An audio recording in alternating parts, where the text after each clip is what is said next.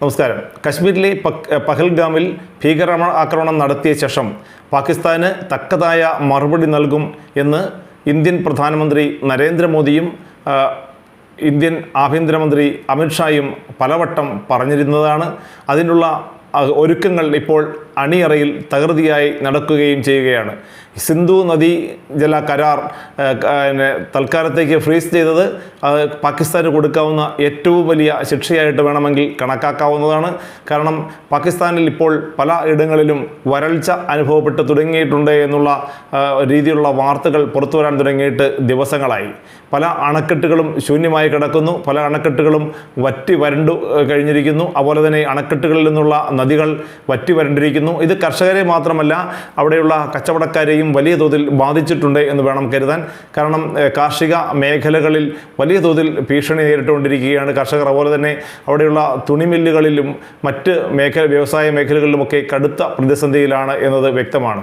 എന്നാൽ ഇന്ത്യക്ക് ഒപ്പം തന്നെ പാകിസ്ഥാനും തിരിച്ച് ഇന്ത്യയെ ആക്രമിക്കാനുള്ള എല്ലാ കോപ്പുകൂട്ടലും നടത്തിക്കൊണ്ടിരിക്കുകയാണ്. പാക് സർക്കാരിൻ്റെ ഭാഗത്തുനിന്നും പട്ടാളക്കാരെ ഒരുമിപ്പിക്കുന്നതിന് വേണ്ടിയുള്ള പ്രത്യേക ട്രെയിനിങ്ങുകൾ അവിടെ നടക്കുന്നു എന്നുള്ള വാർത്തകൾ കുറച്ച് നാളായി പുറത്തു വരുന്നുണ്ട്. അതായത് പാകിസ്ഥാനിൽ എല്ലാവിധ സജ്ജീകരണങ്ങളോടും കൂടിയുള്ള യുദ്ധ സന്നാഹങ്ങൾ അവിടെ ഒരുക്കുന്നു എന്നുള്ള വാർത്തകൾ പുറത്തു വരുന്നുണ്ട്. ചൈന പാകിസ്ഥാന് എല്ലാവിധ സപ്പോർട്ടുകളുമായി പുറത്തു വരുന്നു. അവർ എല്ലാവിധത്തിലും പൊതിഞ്ഞു നിൽക്കുന്നു എന്നുള്ള വാർത്തകൾ പുറത്തു വരുന്നുണ്ട്. അതിനിടയിലാണ് ഇപ്പോൾ ഏറ്റവും ബലം കൊടുക്കുന്ന ഒരു വാർത്ത, ഏറ്റവും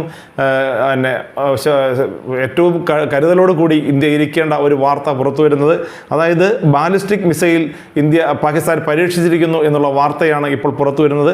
കരയിൽ നിന്ന് കരയിലേക്ക് തൊടുക്കാവുന്ന അബ്ദാലി മിസൈലാണ് പാകിസ്ഥാൻ പരീക്ഷിച്ചിരിക്കുന്നത്. 450 കിലോമീറ്റർ ഇതിന് ദൂരപരിധി ഉണ്ട് എന്ന് പാകിസ്ഥാൻ അവകാശപ്പെടുന്നു. ബാലിസ്റ്റിക് മിസൈൽ പരീക്ഷിക്കുമെന്ന് സൂചന കിട്ടിയപ്പോൾ തന്നെ പരീക്ഷണം പ്രകോപനമായി കണക്കാക്കുമെന്നാണ് സർക്കാർ വൃത്തങ്ങൾ അറിയിച്ചിരുന്നത്.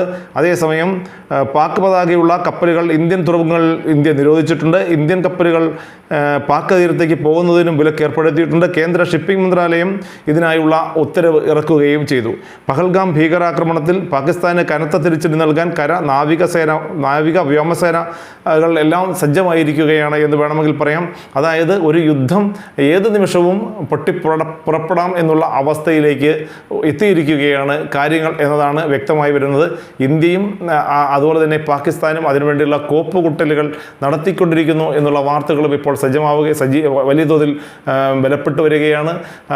ആണവായുധം വരെ പാകിസ്ഥാൻ പ്രയോഗിക്കും എന്ന തരത്തിലുള്ള വാർത്തകൾ നേരത്തെ വന്നിരുന്നുവെങ്കിലും പാക് സർക്കാർ ഇത് നിഷേധിച്ചുകൊണ്ടുള്ള കുറിപ്പ് പിന്നീട് വരികയുണ്ടായി. എന്തായാലും യുദ്ധസമാനമായ ഒരു അന്തരീക്ഷമാണ് രണ്ട് രാജ്യങ്ങൾക്കും ഇടയിൽ നിലനിൽക്കുന്നത് എന്നതിൽ യാതൊരു സംശയവുമില്ല.